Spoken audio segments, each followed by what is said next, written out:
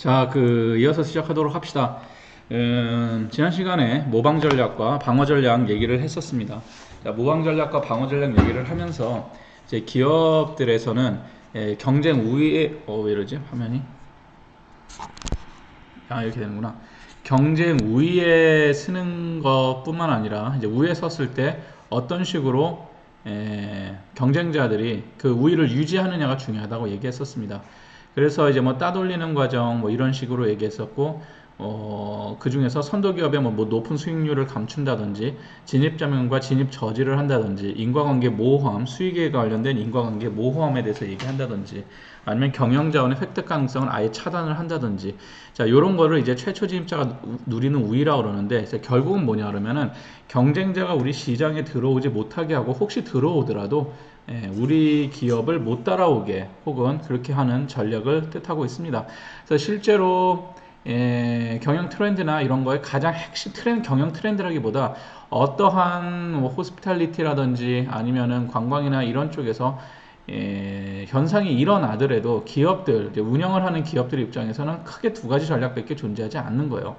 자기가 선두기업을 모방을 해갖고 더 수익률을 높이든지, 아니면은 선두기업들은 어떻게 하는데, 선도기업들은 방어를 하면서 못 따라오게 하든지 경쟁자들을 따돌린다든지.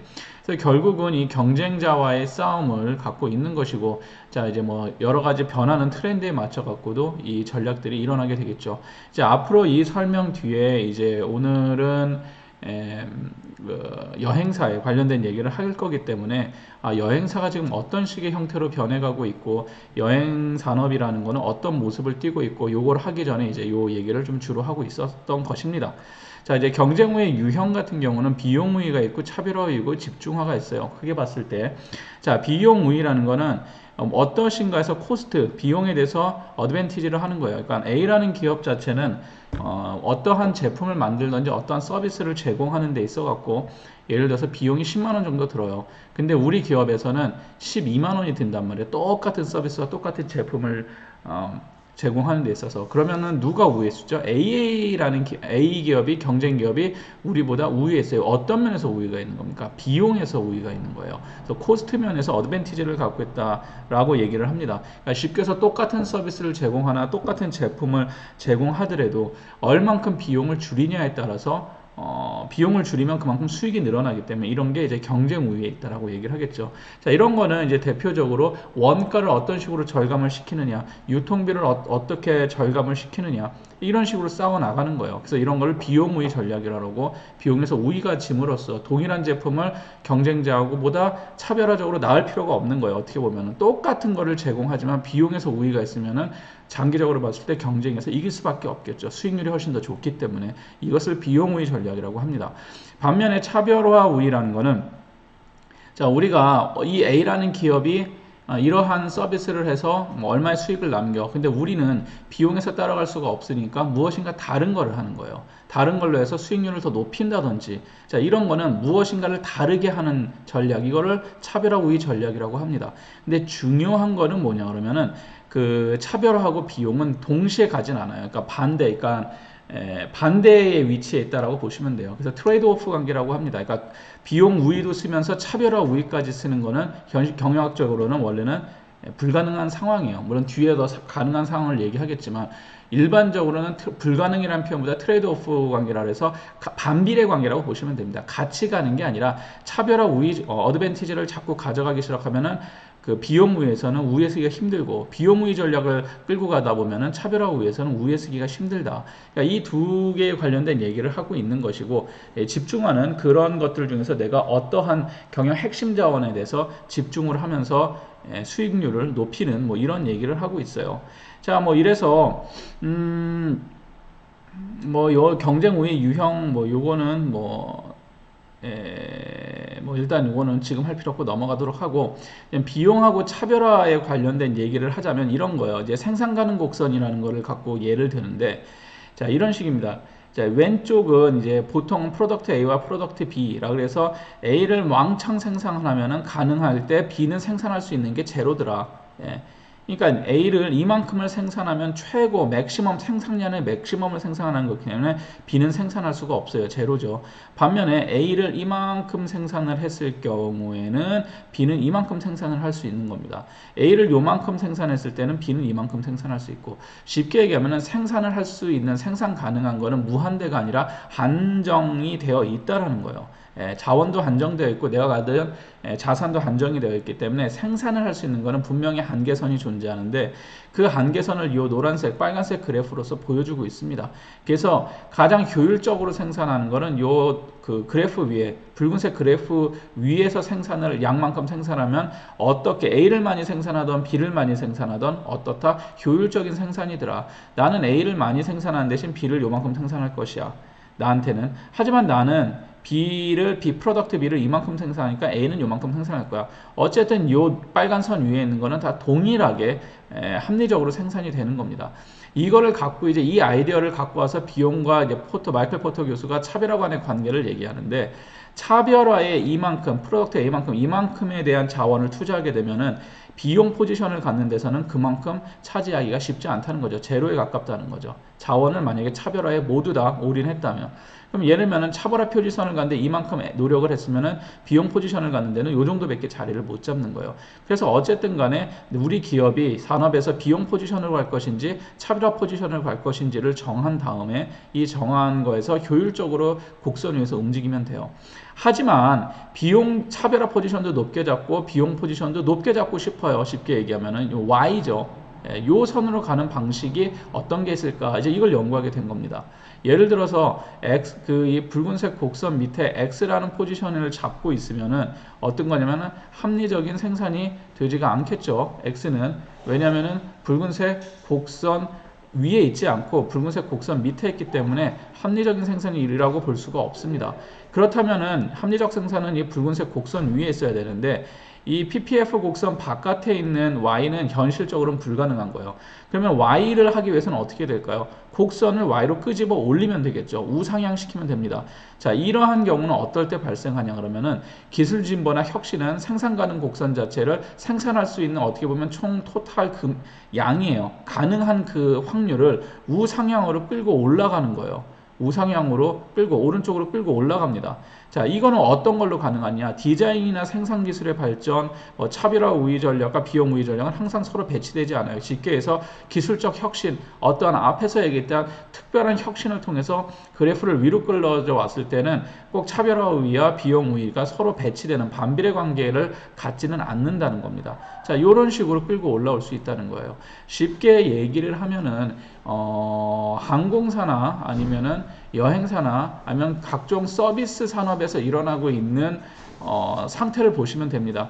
과거하고 비교했을 때, 과거에서 예를 들자면은 항공권을 발매하는 대행 업무를 하는 회사가 있었어요. 대리점이 있었어요. 이 대리점은 우리가 이 무엇에다가 포지션을 줄 거냐면 우린 비용 포지션에 주겠다. 비용 포지션에 굉장히 높은 포지션을 잡았습니다.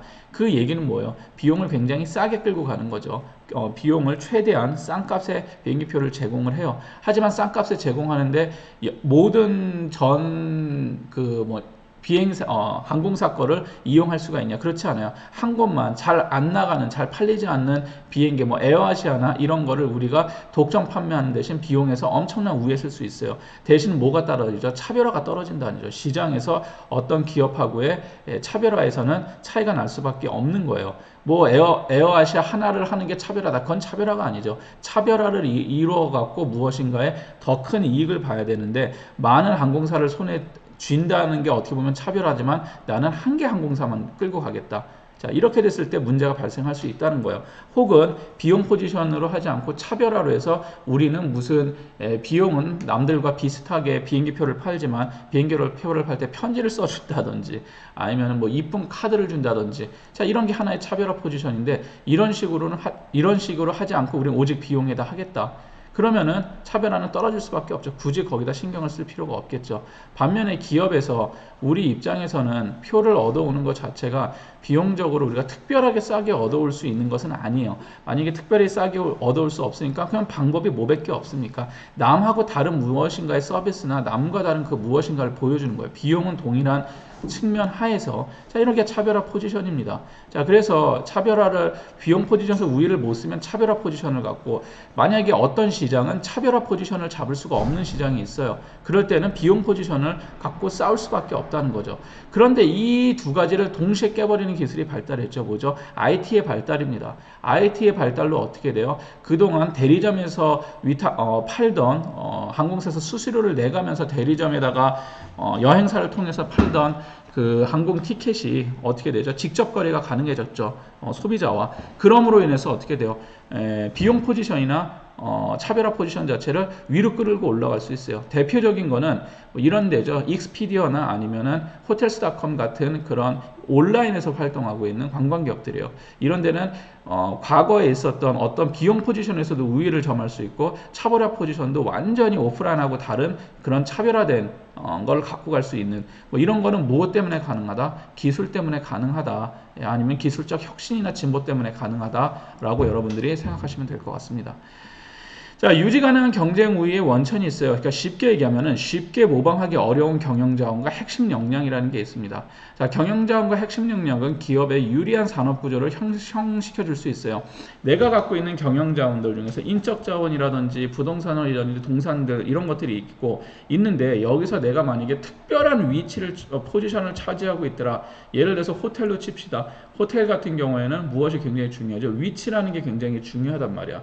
그런데 내가 이게 초창기에 어떠한 정부하고 딜을 잘 쳐갖고 좋은 포지션에다 자리를 잡았어요. 그러면 좋은 위치, 로케이션에다가 호텔을 지었단 말이야. 그러면 내가 갖고 있는 경영 자원에 대해서 월등한 자원이 만약에 그 위치가 너무너무 좋다. 그러면 핵심 역량은 뭐냐면 로케이션이에요. 위치예요. 그러면은 이것이 경쟁 기업이 모방을 할 수 있느냐 없느냐 이런 건 굉장히 모방하기가 힘들죠. 거의 불가능한 수준이죠. 자 이렇게 됐을 때 이런 게 이제 쉽게 모방하기 어려운 경영 자원과 핵심 역량이에요. 그랬을 때는 어떻습니까? 경쟁 우위를 오랫동안 유지할 수가 있겠죠. 우리가 로케이션이 갖고 있는 파워 하나로 대표적인 호텔 같은 경우가 제주도 중문단지에 위치한 신라호텔이라든지 하얏트는 지금 바뀌었죠. 하얏트라든지 롯데 같은 호텔들이에요. 초창기에 박정희 정권 시절에 그 중앙집권적으로 개발을 했단 말이에요. 그래서 초기에 그 중문단지 해변에 자리 잡은 호텔들은 그 로케이션은 그들이 갖고 있는 핵심 역량이자 어떻게 보면은 아주 강력한 경영 자원이란 말이에요. 그래서 외부에서 이제 다른 호텔들이 들어올 때 어떻게 해요? 그거는 카피할 수가 없다라는 거예요. 특히 하얏트 호텔 같은 경우에 갖고 있었던 위치는 그 누구도 다른 역량으로 싸워야지 로케이션이라는 거 갖고는 경쟁 우위를 쓰기가 쉽지 않다는 거예요. 최고의 장소를 차지했다라든지. 자, 이런 식으로 나오는 게 유지 가능한 경쟁 우위 원천을 파악하고 유지해 나가는 겁니다. 비용 우위와 차별화 우위는 기업의 경영 자원과 핵심 역량에서 비롯되어 자 그래서 우리가 갖고 있는 자원에 가서 우리는 이 싸움에서 굳이 차별화 우위를 하려고 노력할 필요가 없는 거예요. 그럼 뭐로 싸워요? 비용 우위로 싸우는 거예요. 쉽게 얘기하면은 이 호텔 제주도에 있는 호텔 시장으로 봅시다. 호텔에서도 비용 우위에서 싸우고 있는 호텔 같은 경우에는 어떤 호텔이냐면은 일반적으로 별 3개, 4개짜리 호텔이 되겠죠. 비슷한 서비스와 비슷한 뭐 특출나지 않은 로케이션에다가 이런 기업들 같은 경우에는 무엇을 싸워요? 비용으로 싸울 수밖에 없어요. 어디가 더 싸게 하냐. 아니면 그러한 호텔들이 비용 거의 정해졌어. 비용으로 싸우는 시장이 아니라 차별화로 싸우는 시장이다. 그러면 차별화하면서 싸우는 거예요. 그러면은 무슨 얘기냐 그러면은 이제 복잡하게 얘기한 것 같지만 이 비용 우위와 차별화 우위는 산업 구조에 따라서 나타나는데 쉽게 얘기하면은 호텔 산업 같은 경우에도 비용 우위와 차별화 우위가 있지만 일반적으로 비슷한 성급의 호텔들이 있습니다. 비슷한 성급, 뭐 5성 호텔급이 있다고 쳐요. 이런 데서는 일반적으로 비용 우위로 싸운다기보다는 차별화 우위로 싸우는 경우가 많겠죠. 비용은 거의 정해져 있고 뭐 차별화로 조금씩 다른 걸로 싸운다든지 혹은 반대로 5성 호텔급이 모여 있어도 차별화가 할 게 이제 거의 없어. 서비스나 모든 로케이션이나 모든 게 다 차별화가 되지 않아. 그랬을 땐 비용 우위 싸움을 한다든지 뭐 이런 식으로 기업의 경영 자원과 핵심 역량에 따라서 비용 우위로 싸울 것인지 차별화 우위를 가질 것인지 그런 게 결정이 된다라고 보시면 될 것 같습니다. 자, 그래서 이러한 얘기를 쭉 했었고 이제 앞으로 앞에서 얘기했었던 거에서 이어서 이제는 여행사에 관련된 얘기를 조금 더 하도록 할게요. 자, 여행사에 관련된 얘기를 하는데 지금 PPT가 안 나오죠. 예, 다음 걸로 뭐 갈아채고 있어서 그렇습니다. 보시면 지금 하고 있어요.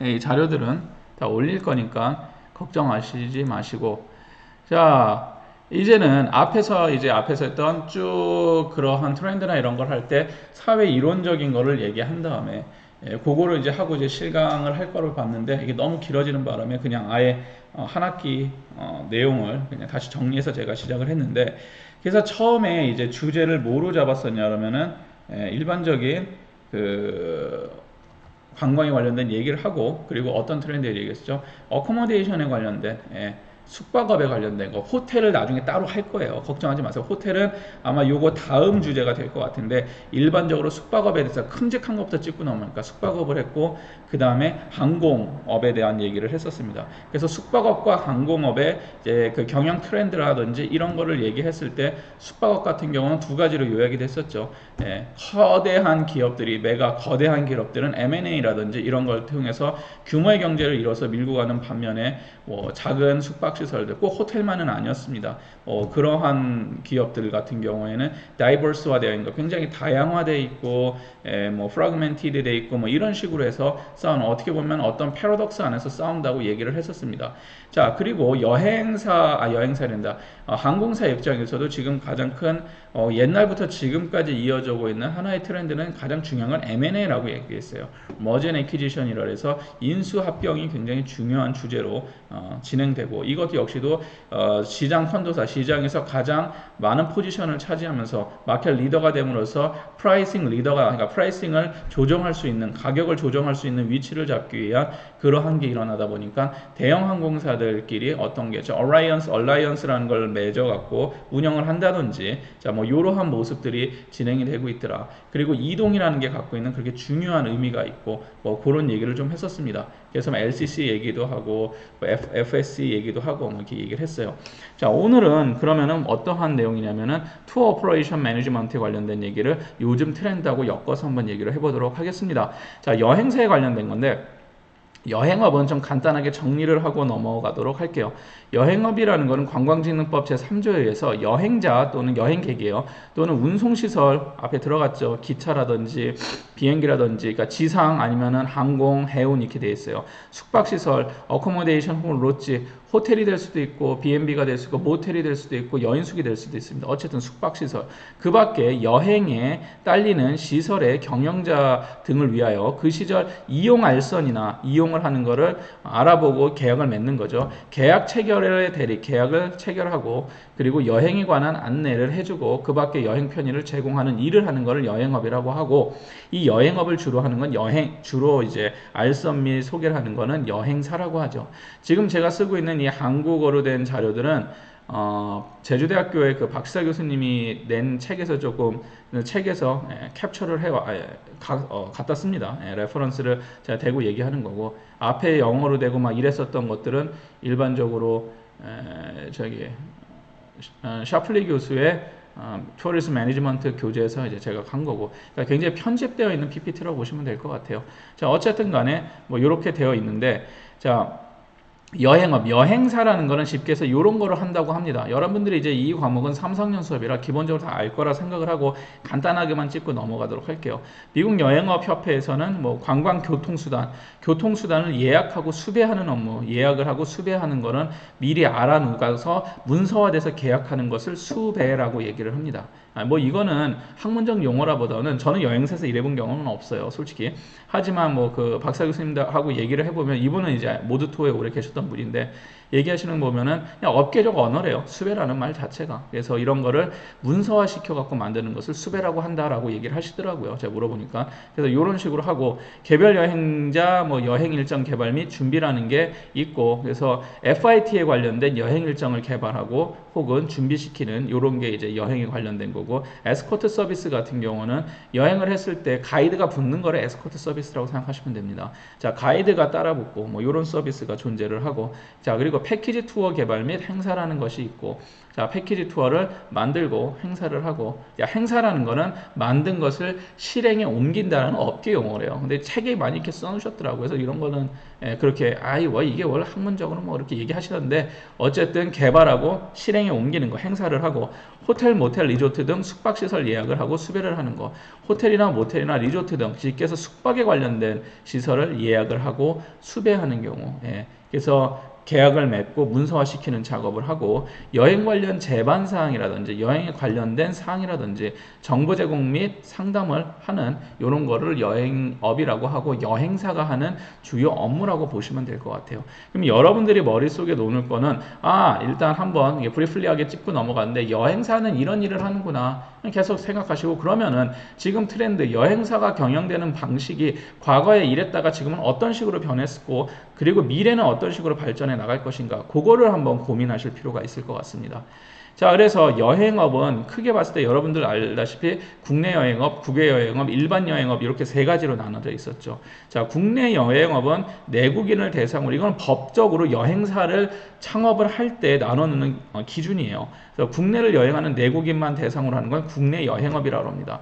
근데 내가 외국을 여행하려는 내국인을 하려고 그러는데 국내 여행업으로 만약에 사업을 시작하면 이건 안 돼요. 이건 위법이 돼버리는 거예요. 그래서 어떻게 돼요? 그런 사람들은 국외여행업이라고 그래요. 그러면 왜 국외를 여행하는 내국인 대상을 하는 것을 국외여행업이라고 하고, 실제로 여행사들의 한 90% 이상은 다 일반 여행업으로 가입이 되어 있습니다. 그래서 국내외를 여행하는 내국인이라든지 외국인들을 대상, 그러니까 인바운드, 아웃바운드, 내국인, 외국인 다 섞여 있는 거, 도메스틱까지 섞여 있는 거, 이런 것을 자, 일반 여행업이라고 한다. 그래서 이거는 그냥 쓰는 용어고 만들어진 말이죠. 그래서 뭐 여러분들이 뭐 아시는 친구도 있고, 아니면은 이 여행사에 관련된 수업을 안 들으셨던 친구는 아마 처음 들을 수도 있는데, 어쨌든 간에 뭐 기본적인 건 제가 짚고 넘어갈 거니까 그렇게 아시면 될 것 같습니다. 자, 여행업계의 유형이라는 게 있어요.